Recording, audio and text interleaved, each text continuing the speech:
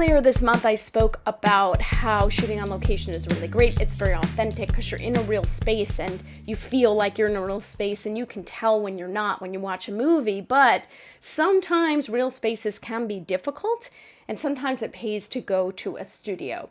So let's talk about that. First of all, for certain tax breaks, you need to shoot at least one day in a studio. It's part of a tax incentive for the state that you hire a place and you do that. And there are reasons for that. It's to help the economy of everyone. And I'm totally behind that.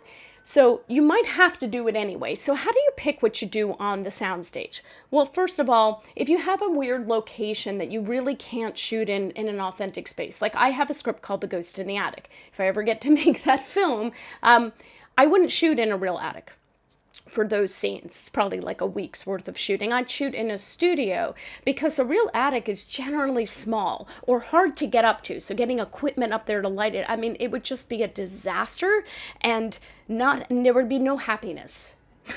No happiness with the crew. They'd be annoyed. They're going up a little ladder. Like, that's crazy.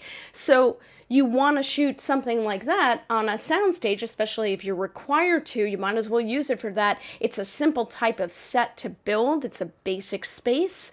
And then you can do a lot with it. You can do some practical effects and lighting to create an atmosphere and not rely everything on CGI, which doesn't look as authentic most of the time. For certain effects, obviously someone's head spinning around or whatever, obviously you need to use CGI. But if you can do stuff on a soundstage and do it there live, it's so much better. It's so much more beautiful.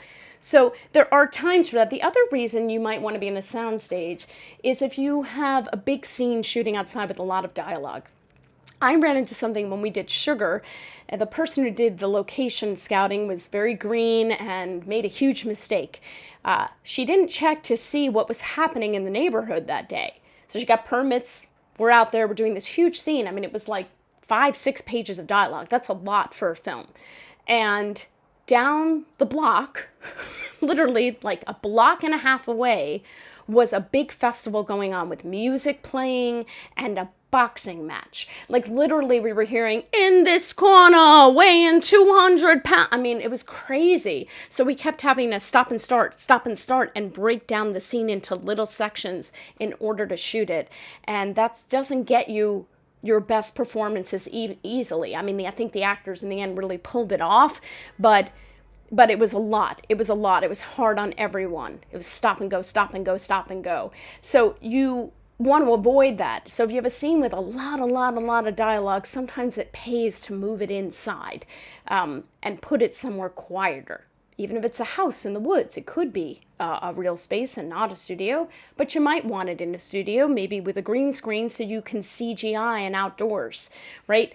You need an outdoor look, you could do it that way. That's a time where you might want to do that. I'm not a huge proponent of doing everything with CGI. I love it. It's great. I believe in technology and what it can do for us, but I think there's a balance, and I don't like to use it for too much. I think it's very specific, but for something like that, might be useful.